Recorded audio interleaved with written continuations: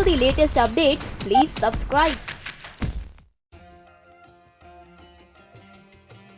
गोकुल वासु श्री कृष्ण के मित्र सुदामा अपनी मित्रता की वजह से शास्त्रों में भी जाने जाते हैं तथा शांत व सरल स्वभाव कृष्ण के हृदय में अपनी एक अलग ही छवि बनाने वाले सुदामा को दुनिया मित्रता के रूप में याद करती है। लेकिन आपको बता दें कि इनका एक रूप ऐसा भी था जिसकी वजह से भगवान शिव ने उनका वध किया था। इस तथ्य पर विश्वास करना मुश्किल तो है, लेकिन अगर हम इतिहास के पन्ने को पलटें तो ये सच उभरकर सामने आता है। लेकिन सबसे हैरान करने वाली बात यह है कि ऐसा क्या किया था सुदामा ने जिस कारण भगवान शिव को विवश होकर उनका वध तक करना पड़ा था।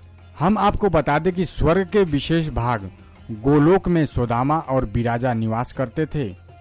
विराजा को कृष्ण से प्रेम था, लेकिन सुदामा खुद विराजा को प्रेम करने लगे थे और एक बार जब विराजा और कृष्ण प्रेम में लीन थे तब स्वयं राधा जी वहां प्रकट हो गईं और उन्होंने विराजा को गोलोक से पृथ्वी पर निवास करने का श्राप दे दिया। इसके बाद किसी कारणवश राधा जी ने सुदामा को भी श्राप दिया, जिससे उन्हें गोलोक से पृथ्वी पर आना पड़ा। मृत्यु के पश्चात सुदामा का जन्म राक्षस राज दंभ के यहाँ शंखचूर्ण के रूप में हुआ था और विराजा का जन्म धर्मध्वज के यहाँ तुलसी के रूप में हुआ। माँ तुलसी से विवाह के बाद शंखचूर्ण उनके साथ अपनी राजधानी वापस लौट आए और कहा जाता है कि शंखचूर्ण को भगवान ब्रह्मा का वरदान प्राप्त था और उन्होंने शंखचूर्ण की रक्षा के लिए उन्हें एक कवच दिया था और साथ ही ये भी कहा था कि जब तक तुलसी तुम पर विश्वास करेंगी तब तक तुम्हें कोई जीत नहीं पाएगा।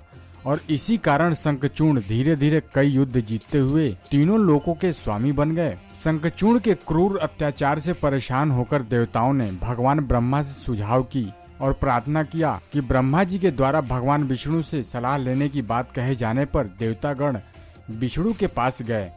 विष्णु ने उन्हें शिव जी से सलाह लेने को कहा। तब देवताओं की परेशानी को समझते हुए भगवान शिव ने उन्हें शंखचूर्ण को मारकर उसके बुरे कर्मों से मुक्ति दिलाने का वचन दिया। लेकिन इससे पहले भगवान शिव ने शंखचूर्ण को शांति पूर्वक देवताओं को उनका राज्य वापस लौटाने का प्रस्ताव रखा। लेकिन हिंसावादी शंखचूर्ण ने शिव को ही युद्ध लड़ने के लिए उत्तेजित किया।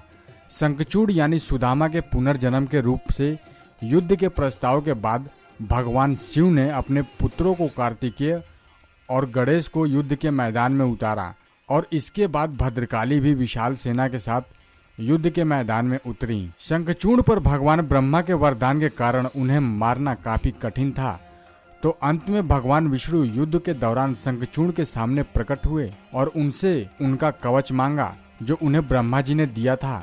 तब शंखचूर्ण ने तुरंत ही कवच भगवान विष्णु को सौंप दिया। माँ पार्वती के कहने पर भगवान विष्णु ने कुछ ऐसा किया कि युद्ध का पूरा नजारा ही बदल गया और वो शंखचूर्ण के कवच को पहनकर उस अवतार में माँ तुलसी के सामने उपस्थित हुए। उनके रूप को देखकर माँ तुलसी उन्हें अपना पति मान बैठी और बहुत प्रसन्नता से उनका आदर सत्कार किया, जिस कारण माँ तुलसी का पतिव्रता खंडित हो गया और शंखचूर्ण की शक्ति उनकी पत्नी के पतिव्रता पर स्थित थी। लेकिन इस घटना के बाद वो शक्ति निष्प्रभावी हो गई। वरदान की शक्ति के समापन पर भगवान शिव ने शंखचूर्ण का वध कर दिया, तब देवताओं को उसके अत्याचार से मुक्त किया। तो इस प्रकार से सुदामा के पुनर्जन्म के रूप शंखचूर्ण का विनाश भगवान शिव के हाथों संपन्न हुआ था। नेक्स्ट 9 न्यूज रूम से विनीत राय की रिपोर्ट।